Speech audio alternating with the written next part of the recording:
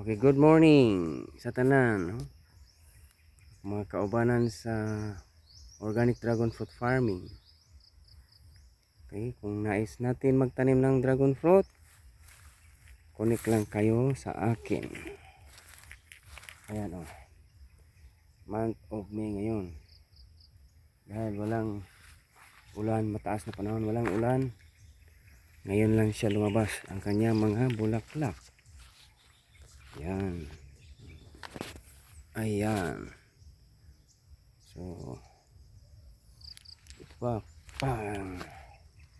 Ayan. Ayan, oh. Ayan pa. Ayan. So, nagsimula. Ayan. Ito pa. Ayan. Ito pa. Ayan. Dagang tabunga. 30 days from now. Ayan. Talong.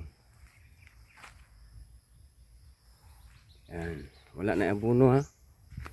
Hindi ko bumibili ng abono na komersyal. Ayan. Dito. Mga basura. Pwede rin natin gawing abono ang basura. Hindi ka rin maglagay ng pinya. Yan, intercropping tayo. Yan puno ang dragon fruit. Katabi niya ang pinya. Ayan pa, namumunga na. Ito, 100 meters yan. O, tingnan nyo. Ang ganda tingnan ng malunggay. Napakaraming bunga. Masarap din gulayan ang bunga.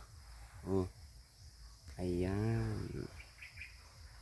Sa mga gusto magtanim ng dragon fruit, ano lang good natin, libangan lang. Karoon lang tayo ng pangkonsumo.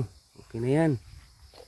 Pagdating ng ano niya, full bloom na siya, booming na, pwede mo rin ibenta, di ba? So hanggang dito lang muna. Maraming salamat. See you next time.